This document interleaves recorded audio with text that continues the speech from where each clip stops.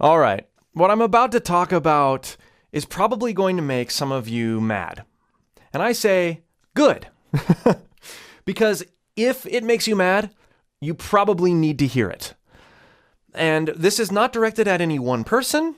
This is not certainly not directed at any one comment or any one television show or YouTube channel. But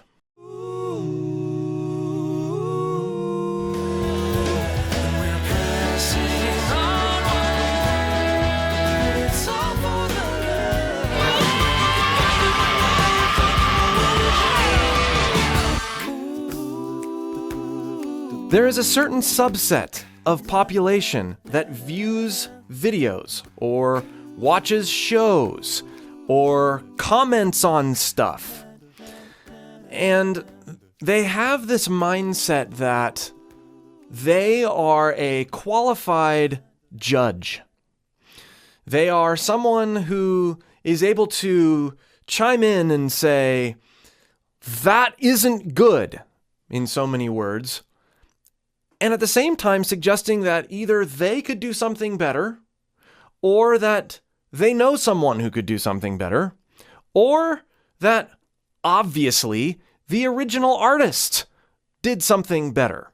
If you are viewing my channel or another vocal channel, or you're watching a show like The Voice or American Idol or whatever, and you are acting like a judge, you are cheating yourself out of a major opportunity. If you're a vocalist and you judge another vocalist for whatever reason, oh, that didn't sound good. Oh, he sounds too nasal, which don't even get me started on that. Go watch the other video about nasality. Is nasality a word? But if you're assuming the role of a judge and you believe you're a qualified judge, what you're actually doing is instilling fear in your own mind. You are setting a standard for yourself by judging that other person, by criticizing that other person for what they're doing.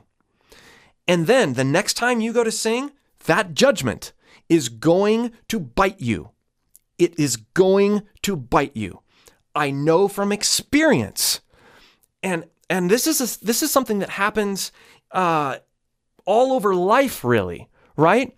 When you are outside and you're judging your neighbor's lawn and you see how my lawn looks way better than his lawn, and then what happens later? You might go back to your lawn and go, oh yeah, mine does look a lot, but wait, there's this and this. Oh, I didn't notice that. You look more critically and more judgmentally at your own after having judged someone else. This happens all the time. It's like a life rule. I don't take this posture very often on my YouTube channel, and I won't. I won't say this kind of thing very often. But I want to drive the point home that if you want to learn how to sing, and if you want to have a long life of wonderful music making, you must practice non-judgment. The fundamental principle of non-judgment. Everything is as it should be. And that's great. Every sound that you make, every sound that someone else makes is neither good nor bad. It is inspired in some way, and it is an opportunity for you to learn. It's an opportunity for you to capitalize on something, put it in your own voice, even if it's not a note, or even if it's not singing, making noise per se, even if it is a countenance of a singer, even if it is the gear that they're using, the shirt that they're using, the confidence that they exude.